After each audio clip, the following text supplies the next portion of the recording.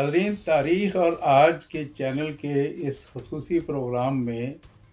یوم کشمیر کے حوالے سے ہم آج بات کریں گے اور اس کے تاریخی پہلوؤں کا جائزہ لیں گے. تاریخ میں ذرا زیادہ پیچھے کی طرف جائیں گے اور اس وادی کی، اس علاقے کی کچھ مخصوص خصوصیتیں ہیں جن کا ذکر کریں گے. پہلی بات تو یہ ہے کہ یہ خطہ جسے کشمیر یا جموں کشمیر یا لداخ اس علاقے کو کہا جاتا ہے، یا گلگت بلتستان، یہ سارا خطہ کبھی کسی بیرونی پایہ تخت کے ماتحت نہیں رہا. بہت تھوڑا عرصہ ہے جب ہم دیکھتے ہیں کہ یہاں کسی بیرونی پایہ تخت یا کسی بیرونی مرکز اقتدار کو یہاں غلبہ حاصل رہا ہو. مختصر اگر میں بیان کروں تو اشوک کو زیادہ بر صغیر پر سب سے پہلے سلطنت قائم کرنے کا موقع ملا. اس کا اثر اور اس کا غلبہ یہاں صرف 38 سال رہا. اس کے بعد کنشک اور کشان یا کشن، ان کے ملا کر 100 سال ہیں. پھر ہن یلغار ہوتی ہے اور مہر گل نام کا ایک شخص یہاں قابض ہوتا ہے، اس کے صرف 20 سال ہیں. پھر بکرما جیت جس کا مرکز اقتدار مالوا میں تھا، اس کا یہاں غلبہ 192 سال تک رہا. اس کے بعد پھر یہ خود مختار رہے، بیچ میں جتنے بھی وقفے آتے رہے. پھر مغلوں کو جو یہاں غلبہ حاصل ہوا اور یہ ان کا صوبہ بنا، یہ 196 سال ہیں. پھر افغانوں کا دور ہے، 67 سال ہیں. پھر سکھ ہیں، ان کے 27 سال ہیں. تو بیرونی پایہ تخت کے ماتحت کل ملا کر جو ان کے سال بنتے ہیں مختلف ادوار میں، وہ کوئی قریب 640 سال ہیں. 4500 سال کی معلومہ تاریخ میں یہ صرف 15% وقت ہے جب یہاں بیرونی پایہ تخت کا غلبہ قائم ہوا. بیشتر دور وہ ہے، خواہ وہ غیر مسلموں کا ہو، مسلموں کا ہو، کسی بھی فرقے، ذات، مذہب کے تعلق رکھنے والوں کا ہو، یہ علاقہ 85% دور معلومہ تاریخ کا وہ ہے جب یہ علیحدہ رہا، خود مختار رہا. ایک یہ خصوصیت. دوسرا، اس کے تاریخی پس منظر میں جائیں تو معلوم ہوتا ہے کہ اشوک کے دور میں یہاں بدھ مت کا فروغ ہوا، اور اس کے بعد پھر یہاں بہت دیر تک باقی بر صغیر کے علاقوں کی طرح ہندو مت اور بدھ مت کے درمیان کانفلکٹ رہا. یہ صورتحال ہم بر صغیر کے بہت سے علاقوں میں دیکھتے ہیں. لیکن گنگا جمنی وادی اور جو شمالی ہند ہے، یہاں بہت حد تک برہمنزم کا غلبہ مستحکم ہو گیا. لیکن جو اس کے پیریفری کے علاقے تھے جیسے بنگال، کشمیر، یہاں بدھ مت کا زیادہ پلہ بھاری رہا. لیکن بدھ مت اور ہندو برہمنزم کے درمیان تضاد موجود تھا. جب مسلمانوں کا دور شروع ہوتا ہے، اور یہ بھی ایک تیسری خصوصیت اس کی میں یہ بتانا چاہوں گا کہ برصغیر کے باقی علاقوں میں تو بیرونی حملہ آوروں نے آ کے، اور مسلمان بیرونی حملہ آوروں نے آ کے اپنا اقتدار قائم کیا. لیکن کشمیر میں مقامی نو مسلموں نے اپنا اقتدار قائم کیا. سوات کے شاہ میری یہاں آئے، اور ان میں سے ایک شخص پہلے یہاں کے مہاراجہ کا ملازم ہوا، اور 313 میں وہ یہاں آیا، اور پھر قریب 20-22 سال اس کے دربار میں، اس کے راج میں، اس کی ملازمت میں اس نے بڑی اہمیت اختیار کر لی. اور پھر 1339 میں وہ اپنی سلطنت قائم کرنے میں کامیاب ہو گیا، اور اس نے شمس الدین شاہ میر کا لقب اختیار کیا. اس کے بعد پھر شاہ میری خاندان کی سلطنت یہاں قائم ہو جاتی ہے. اس کے دور میں جو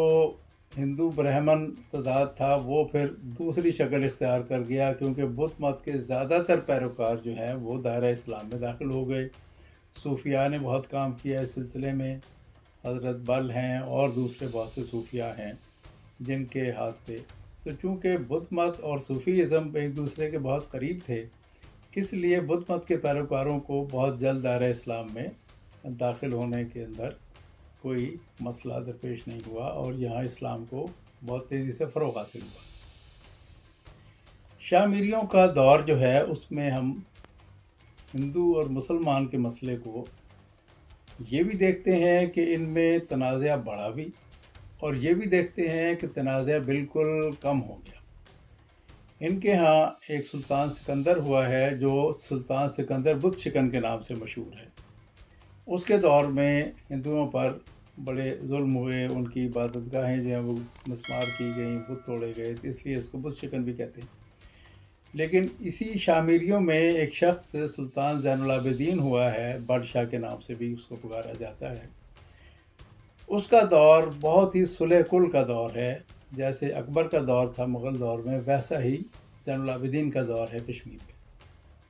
اس نے ہندوؤں کو اپنے ملازمتوں میں بھی شامل کیا، اقتدار میں بھی حصے دار بنایا، ان کے ثقافت کی بھی سرپرستی کی، اور منظوم تاریخ کشمیر کی لکھی گئی راج ترنگنی کے نام سے، اس کی بھی اس نے سرپرستی کی۔ اس کا دور بڑا سنہری دور ہے۔ شاہ میریوں کا دور آخر میں آتا ہے 16ویں صدی کے شروع میں، تو پھر ہم یہ دیکھتے ہیں کہ 1555 کے قریب ان کے اقتدار میں کشمکش بڑھتی ہے، اور پھر چک خاندان جو ہے وہ اپنا اقتدار قائم کر لیتا ہے۔ چک جو ہے وہ شیعہ مکتب فکر سے تعلق رکھتے تھے۔ ان کے دور میں یہاں شیعہ سنی تعداد میں بھی کچھ اضافہ ہوا۔ چک کا کوئی 31 سال کا دور ہے، تو شاہ میریوں کا اور چک کا دور ملایا جائے تو قریب 250 سال بنتے ہیں۔ چک کا اقتدار مستحکم نہیں ہو پا رہا تھا، تو یہی دور اکبر کا ہے مغل سلطنت میں۔ تو اکبر نے یہاں پیش قدمی کی، اس کی افواج نے، اور یہاں 1556 میں مغل اقتدار قائم ہو گیا۔ اکبر کو بھی شمال سے خطرہ رہتا تھا، اور تھریٹ فرام نارتھ کی جو اصطلاح ہے وہ برصغیر میں بہت پرانی ہے۔ اس کو ازبکوں سے خطرہ رہتا تھا، اس لیے اس کو کشمیر پہ قبضہ کرنے کی ضرورت پیش آئی۔ تو پھر یہ مغل سلطنت کا باقاعدہ صوبہ بن گیا، اور 1556 سے لے کر کوئی قریب 1752 تک یہ مغل صوبہ رہا۔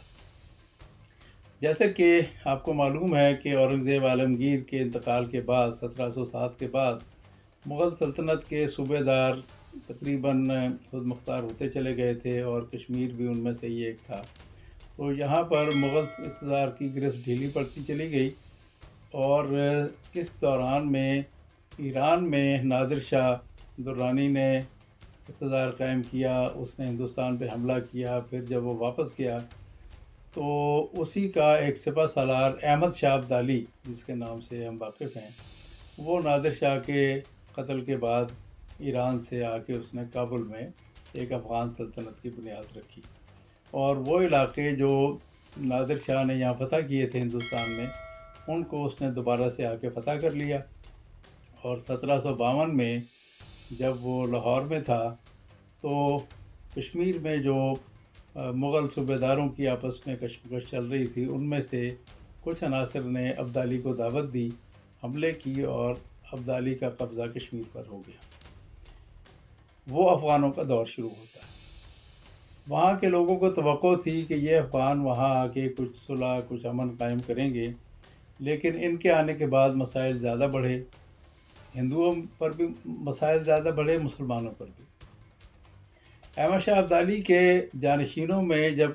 اقتدار کی کشمکش جاری تھی، تو تقریباً 1819 میں ابدالی کے لاہور کے جو صوبے دار تھے مہاراجہ رنجیت سنگھ، انہوں نے وہ مقبوضات جو پنجاب، ملتان، پشاور، کشمیر تک کے تھے، ان میں اپنی خود مختاری کا اعلان کر دیا اور اپنی سلطنت قائم کر لی۔ تو گویا اب کشمیر مہاراجہ رنجیت سنگھ کا ایک صوبہ بن گیا۔ اس دور میں ہم یہ دیکھتے ہیں کہ جب رنجیت سنگھ کا انتقال ہوا تو اس کے بعد پھر اس کے جانشینوں میں حسب معمول اقتدار کی کشمکش شروع ہو جاتی ہے، اور 1845-46 کے لگ بھگ انگریزوں نے پنجاب کی طرف یلغار شروع کر دی۔ انگریزوں کو بھی ضرورت تھی کہ وہ روس کی توسیع جو وسط ایشیا سے آگے تک آ چکی تھی، وہ اب اس علاقے پر قبضہ کرے۔ افغانستان میں جنگیں شروع ہو چکی تھیں، افغان وار 1، افغان وار 2، اور سندھ پر بھی انگریز اپنا قبضہ کر چکے تھے۔ تو 1846 میں ایک جنگ ہوتی ہے جس میں سکھوں کو شکست ہوتی ہے اور معاہدہ امرتسر ہوتا ہے۔ معاہدہ امرتسر میں انگریزوں نے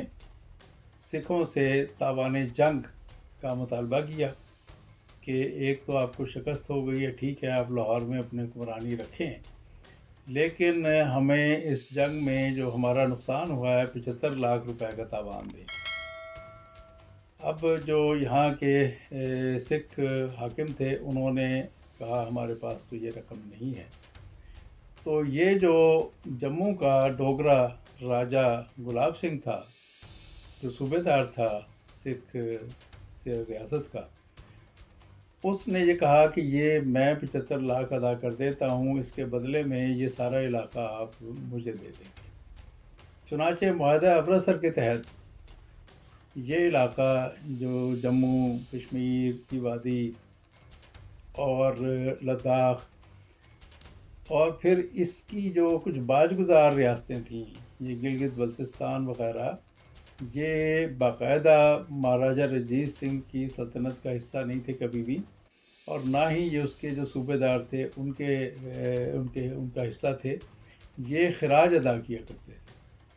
تو اس سارے علاقے پہ عملداری جو ہے انگریزوں نے 75 لاکھ روپے اس زمانے کے وصول کر کے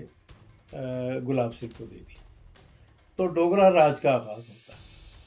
اب ڈوگرا راج کا جو آغاز ہے،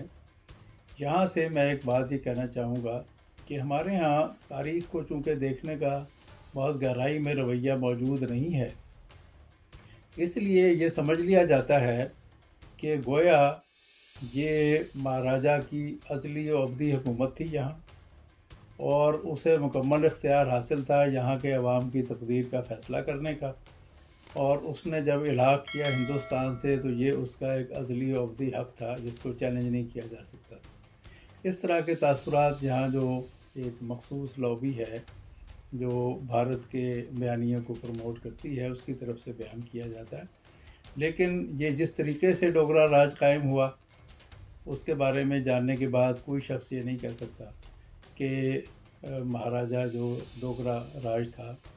اس کو کوئی یہاں کے عوام کے حوالے سے کسی بھی قسم کا حق جو ہے حکومت کا وہ تھا۔ ڈوگرا راج جب 20ویں صدی کا آغاز ہوتا ہے تو یہاں کشمیریوں میں ایک پڑھی لکھی مسلمان درمیانی طبقے، ایک مڈل کلاس ایمرج ہو جاتی ہے، جو علی گڑھ سے تعلیم یافتہ ہو کے آتے ہیں، اور اسی تعلیم کی تحریک سے تو یہ جو مسلمان درمیانہ طبقہ ایمرج ہوتا ہے، اس کے مطالبات اور اس کا یہ تقاضا کہ اس کو حکومتوں میں اور ملازمتوں میں حصہ دیا جائے، یہ بڑھنا شروع ہوتا ہے۔ لیکن مہاراجہ کی ریاست میں سکھوں اور ہندوؤں کو تو ملازمتیں دے دی جاتی تھیں، لیکن مسلمان درمیانے طبقے کو، پڑھے لکھے طبقے کو ملازمتیں نہیں ملتی تھیں۔ یہ صورتحال تھی جب 1929 میں یہ جو ہے بے چینی مسلمان درمیانے طبقے میں پھیلنی شروع ہوئی، بڑھنی شروع ہوئی، اور پھر ریاست ڈوگرا کے اور ان کے درمیان ٹکراؤ پیدا ہونا شروع ہوا۔ یہ صورتحال جاری تھی کہ 1931 میں ایک احتجاجی جلوس پر مہاراجہ کی پولیس نے فائرنگ کی اور 21 افراد کا انتقال ہوا، اس میں 21 افراد مارے گئے۔ یہ وہ مقام ہے 1931 کا جہاں سے پہلی مسلح جدوجہد یا پہلی مسلمانوں کی باقاعدہ آزادی کی جدوجہد شروع ہوتی ہے ڈوگرا راج کے خلاف۔ ڈوگرا راج سے آزادی کی اس تحریک میں جو سب سے پیش شخصیت تھی وہ اس نوجوان کا نام تھا شیخ عبداللہ۔ شیخ عبداللہ علی گڑھ یونیورسٹی سے MSc کر کے آئے تھے اور بہت پرجوش تھے کہ مسلمانوں کو وہاں کی حکومت میں حصہ ملنا چاہیے۔ انہی کے ساتھ چودھری غلام عباس بھی تھے اور دوسرے بہت سے سرکردہ رہنما تھے۔ 1932 میں پھر ایک اگلا مرحلہ یہ آتا ہے کہ یہ سب نوجوان مل کے ایک جموں کشمیر مسلم کانفرنس کی بنیاد رکھتے ہیں اور شیخ عبداللہ اس کے سربراہ تھے۔ 1933 میں پھر عوامی بغاوت ہوئی، مارشل لا لگا دیا گیا، گولیاں چلیں، لوگ ہلاک ہوئے اور اس احتجاج کو غلام عباس قیادت کر رہے تھے۔ 1938 میں پھر جب عالمی جنگ تقریباً قریب تھی تو ایک اور ڈیولپمنٹ یہ ہوئی کہ شیخ عبداللہ جو کوئٹ انڈیا موومنٹ تھی کانگریس کی، وہ جس طریقے سے وہ جنگ کے قریب پہنچ کے شروع ہو رہی تھی اس سے متاثر ہوئے اور انہوں نے اس کانفرنس کا نام مسلم کانفرنس کے بجائے نیشنل کانفرنس رکھ دیا۔ اب اس پہ بھی دو رائے تھی، ایک فریق کا کہنا تھا کہ نہیں ہمیں مسلم کانفرنس ہی رکھنی چاہیے، ایک کا تھا کہ نیشنل کانفرنس رکھنی چاہیے۔ لیکن 1940 کی لاہور کی جو قرارداد ہے جسے بعد میں قرارداد پاکستان کہا گیا، اس سے کشمیری مسلمان بھی بہت متاثر ہوئے اور ان میں پھر یہ جذبہ دوبارہ سے پیدا ہوا کہ ہمیں مسلم کانفرنس کا احیاء کر لینا چاہیے بجائے نیشنل کانفرنس کے۔ تو مسلم کانفرنس پھر سے وجود میں آ گئی اور ایکٹیو ہو گئی۔ اب دو دھڑے ہو گئے، ایک نیشنل کانفرنس اور ایک مسلم کانفرنس۔ اس دوران 1944 میں قائد اعظم کشمیر گئے اور انہوں نے دونوں دھڑوں میں تعاون اور اشتراک پیدا کرنے کی بہت کوشش کی، لیکن اس میں کامیابی نہ ہوئی۔ شیخ عبداللہ کا جھکاؤ نیشنل کانگریس کی طرف رہا، نہرو کی طرف، اور وہ قائد اعظم کے ساتھ دینے پر تیار نہ ہوئے، لیکن وہاں کی مسلم اکثریتی آبادی جو کہ قائد اعظم کے جلسوں میں ہزاروں لاکھوں کی تعداد میں شریک ہوتی تھی، ان کی حمایت مسلم کانفرنس کو جاری رہی۔ 2 مہینے تک قائد اعظم کشمیر میں رہے اور اس دوران یہ لیکن تضاد دور نہ ہوا اور نہرو اور شیخ عبداللہ میں قربت اور دوستی جو ہے وہ بڑھتی گئی۔ 3 جون 1947 کو جب پارٹیشن ایوارڈ آیا تو اس وقت اس میں یہ تھا کہ جو ریاستوں کے حکمران ہیں، نواب یا راجہ مہاراجہ، وہ فیصلہ کریں گے کہ یہ جو 2 ڈومینینز بن رہی ہیں ہندوستان اور پاکستان، اس میں سے وہ کس کے ساتھ الحاق کریں گے۔ یہ اختیار ریاست کے حکمرانوں کو دے دیا گیا۔ لیکن اسی دوران میں ماؤنٹ بیٹن نے 3 جون کے ایوارڈ کے فوراً بعد جس ریاست کا دورہ کیا 9 جون کو، وہ تھی کشمیر۔ ماؤنٹ بیٹن نے عام طور پہ بر صغیر میں کچھ 650 ریاستیں تھیں، کسی ریاست کا دورہ نہیں کیا سوائے کشمیر کے۔ وہاں کیا گفتگو ہوئی، کیا عہد و پیمان ہوئے، اس کی تفصیلات بعض کشمیری مورخین نے دی ہیں، جس میں ایک بات یہ بتائی جاتی ہے کہ ماؤنٹ بیٹن نے مہاراجہ سے کہا کہ آپ اپنے الحاق کا ابھی سے اعلان کر دیں تو زیادہ بہتر ہوگا، لیکن مہاراجہ کی خواہش یہ تھی کہ وہ کسی کے ساتھ بھی الحاق نہ کرے اور اپنی آزاد ریاست کو قائم رکھے۔ اس کے علاوہ اگست کے پہلے ہفتے میں مہاتما گاندھی نے بھی کشمیر کا دورہ کیا اور مہاراجہ سے ملاقاتیں کیں، اور مہاراجہ اور مہارانی دونوں سے ملاقاتوں کی تفصیلات انہوں نے بیان کی ہیں۔ ان ملاقاتوں کی کوئی تفصیلات تو جو سیاسی باتیں ہوئیں وہ زیادہ نہیں ہیں، لیکن یہ تقسیم عمل میں آنے سے صرف 1-2 ہفتے پہلے مہاتما کا دورہ کشمیر اور مہاراجہ سے ملاقاتیں بڑی معنی خیز ہیں۔ اسی دوران قائد اعظم نے بھی خواہش ظاہر کی تھی کہ وہ کشمیر جائیں، لیکن ان کو کشمیر جانے کی اجازت نہیں ملی۔ کس کی طرف سے نہیں ملی اس کی تفصیل نہیں معلوم، لیکن یہ ان کا دورہ عمل میں نہیں آ سکا۔ اور اگست کے وسط میں، بلکہ 17 اگست کو ریڈ کلف ایوارڈ آ جاتا ہے، 14 اگست کو تقسیم عمل میں آ جاتی۔ اب یہ ریڈ کلف ایوارڈ میں ضلع گرداسپور کی جس طرح تقسیم کی گئی وہ بھی بڑی معنی خیز ہے۔ ضلع گرداسپور ضلع کے طور پہ مسلم اکثریت کا ضلع تھا، لیکن ضلع کو مزید تقسیم کیا گیا تحصیل کی سطح پر، اور تحصیل کی سطح پر یہ دیکھا گیا کہ کس تحصیل میں مسلم اکثریت ہے، کس میں غیر مسلم اکثریت ہے، اور وہاں پھر تحصیل پسرور تو پاکستان کو دے دی گئی، لیکن بٹالہ گرداسپور جو ہیں وہ ہندوستان کو دے دیے گئے۔ اس سے ایک راہداری ہندوستان اور کشمیر کے درمیان قائم ہو گئی، اور مہاراجہ کے لیے ایک جغرافیائی متصل ہونے کا جو فائدہ ہے وہ دے دیا گیا کہ وہ اپنی ایکسیشن یا الحاق بھارت کے ساتھ بعد میں آسانی سے کر سکے۔ 26 اگست کو جب یہ ادھر تقسیم عمل میں آ گئی اور یہاں پنجاب میں ہندو مسلم اور سکھ مسلم فسادات کا سلسلہ شروع ہو گیا، تو ادھر بھی ایسی صورتحال شروع ہو گئی۔ پونچھ میں مسلمان مہاراجہ سے آزادی اور ڈوگرا راج کے خلاف احتجاج کر رہے تھے کہ وہاں مہاراجہ کی فوجوں نے گولی چلائی اور بہت سے افراد جو ہیں وہ ہلاک ہوئے، اور پھر یہ سلسلہ کشمیر میں چل پڑا۔ عوام کا، مسلمان عوام کا بالخصوص ڈوگرا راج کے خلاف ایک باقاعدہ جدوجہد، اور جو پھر آہستہ آہستہ مسلح جدوجہد کی صورت اختیار کرتی چلی گئی، اس کا آغاز ہو گیا۔ سردار عبدالقیوم بھی اس ہی جدوجہد کی پیداوار ہیں جو بعد میں آزاد کشمیر کے صدر اور وزیر اعظم بھی بنے۔ اس صورتحال میں مہاراجہ نے اکتوبر میں، جب یہ جو کلیشز ہیں ان میں اضافہ شروع ہوا،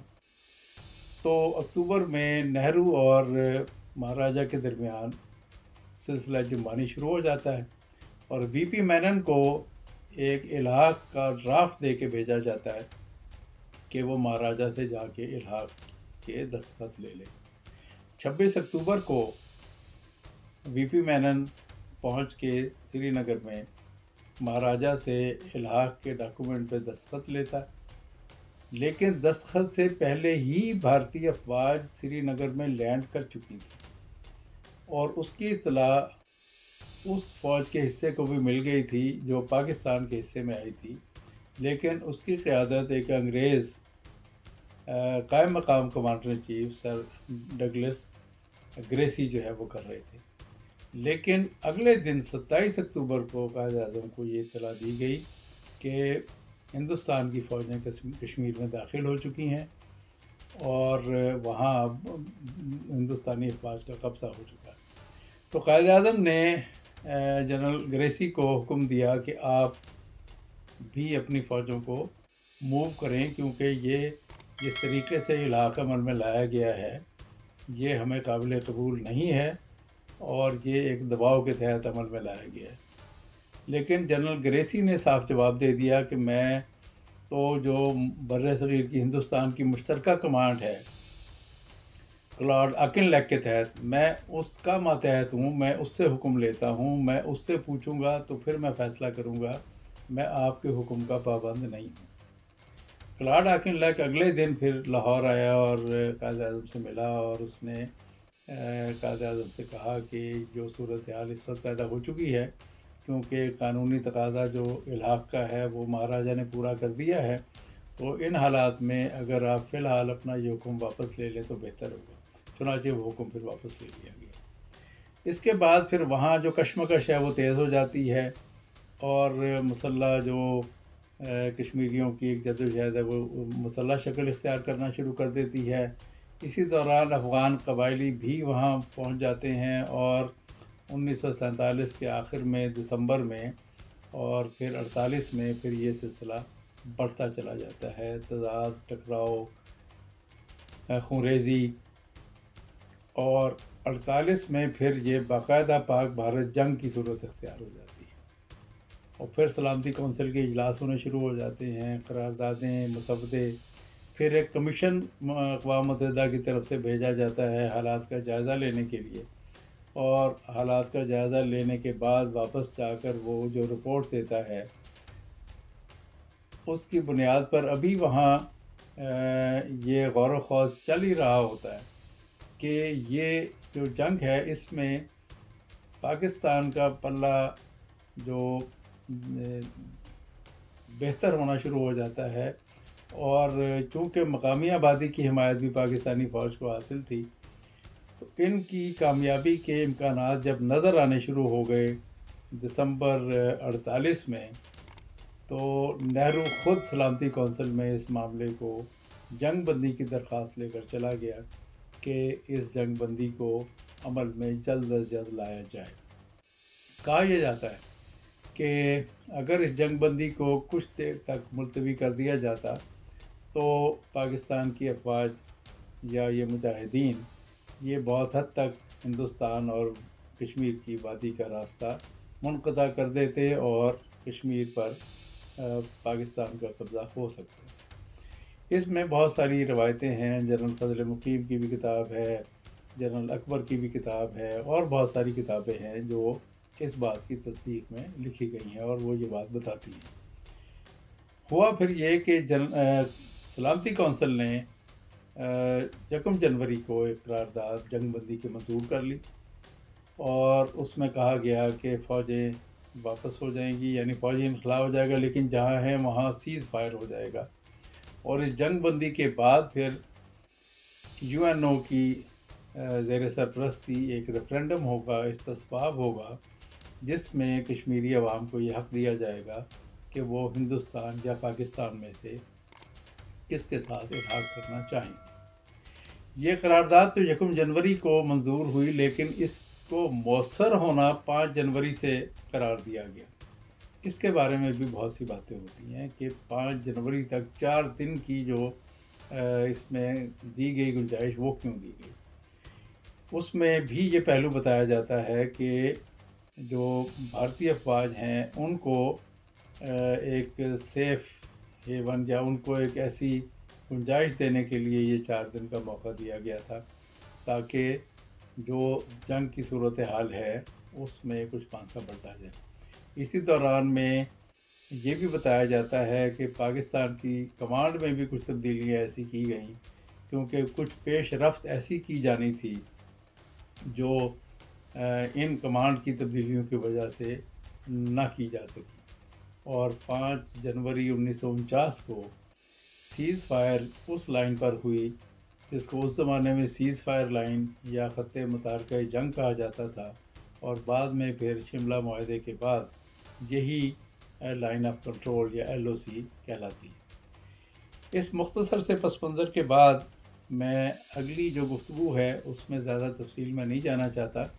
آج میں صرف اس تاریخی پس منظر تک ہی رکھنا چاہتا ہوں کہ کس طرح سے کشمیر پر بھارت کا قبضہ ہوا، اور کس طرح سے یہ سیز فائر ہوا، اور کس طرح سے یہ سیز فائر لائن بنی، اور کن حالات میں پاکستان کو اور کشمیریوں کو یہ صورتحال دیکھنا پڑی۔ اس کے بعد سن 51 میں لیاقت علی خان راولپنڈی میں ایک جنونی شخص تھا سید اکبر، اس کی گولیوں سے شہید ہوئے۔ اس کا پس منظر بھی یہ بتایا جاتا ہے کہ اس جنگ بندی کے بعد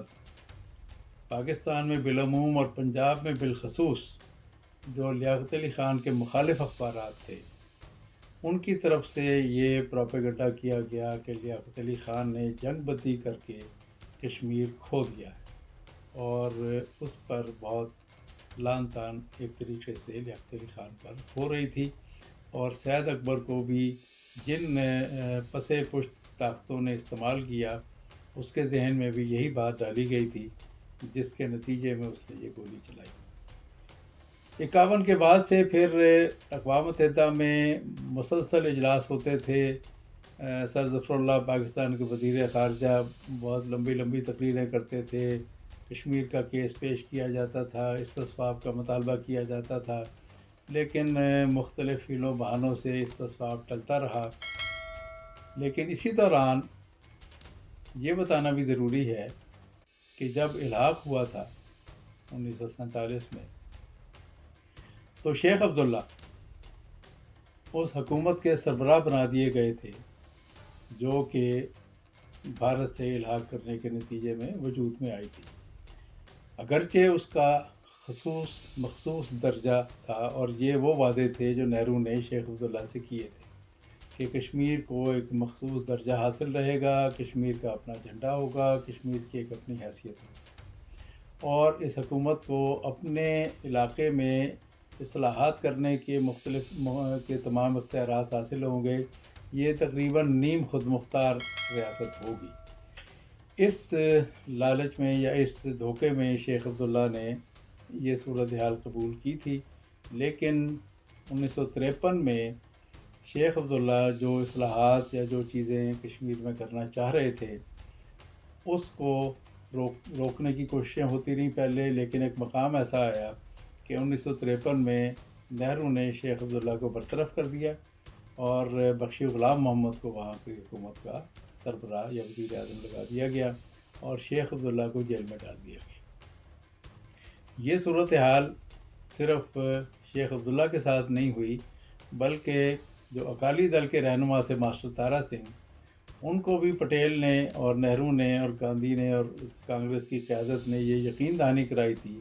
کہ آپ کو پنجاب میں خالصتان کا ایک خصوصی درجہ رکھنے والا صوبہ دے دیا جائے گا، لیکن اس سے بھی انحراف کیا اور ماسٹر تارا سنگھ بھی جیلوں میں گئے اور پھر وہ بھوک ہڑتالیں بھی کرتے رہے۔ تو یہ نہرو کے دونوں دوستوں یا بہی خواہوں کا، جنہوں نے پاکستان کا راستہ چھوڑ کر ہندوستان کا راستہ اختیار کیا تھا، یہ نتائج بھگتنے پڑے۔ اور اب درمیان کے واقعات کو میں چھوڑتا ہوں۔ 65 کی جنگ،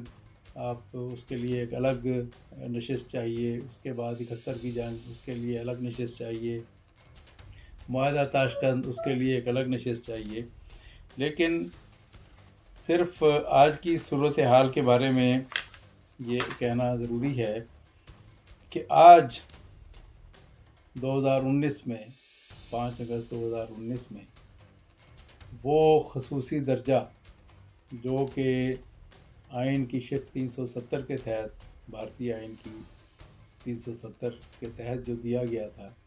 اس کا خاتمہ کیا گیا۔ جو خصوصی حاصل تھا درجہ کہ وہاں پر وہاں کے لوگ، وہاں کے شہریت جو ہے وہ بھارت کے باقی علاقوں کے لوگوں کو نہیں مل سکے گی، اس سارے کو واپس لیا گیا۔ اور مودی حکومت کی طرف سے جو ایک ہندو راج قائم کرنے کی پورے بھارت میں کوشش ہو رہی ہے، اس کی ابتدا کشمیر سے ہوئی، بعد میں پھر CAA اور جو شہریت کے قوانین ہیں ان کے ذریعے پورے بھارت کے مسلمانوں پر ہوئی، اور اب حال ہی میں ہم دیکھتے ہیں کہ کسانوں کے ساتھ اور اس میں بالخصوص سکھوں کے ساتھ جو برتاؤ کیا جا رہا ہے، اس کے پیش نظر آج ہم یہ کہہ سکتے ہیں کہ 47 میں جس راستے پہ بر صغیر گیا، اس میں کشمیری قیادت نے جو فیصلہ کیا، اس پر آج اسی شیخ عبداللہ کا بیٹا فاروق عبداللہ اور ان کا پوتا عمر فاروق آج یہ کہتے ہوئے نظر آتے ہیں کہ ہمارے بزرگوں کا فیصلہ غلط تھا۔ آج وہ یہ کہتے نظر آتے ہیں کہ اگر چین آ کر یہاں قبضہ کر لے تو ہم چین کی فوجوں کو ویلکم کریں گے۔ ہم اس حالات تک پہنچ چکے ہیں۔ محبوبہ مفتی بھی یہی کہتی ہیں کہ ہمارے بزرگوں نے یہ فیصلہ غلط کیا تھا۔ اب تاریخ کے اس لمحے پر جہاں بر صغیر میں مودی کی حکومت نے سب طرف محاذ جنگ کھول دیے ہیں، کشمیریوں سے، سکھوں سے، کسانوں سے، دلتوں سے،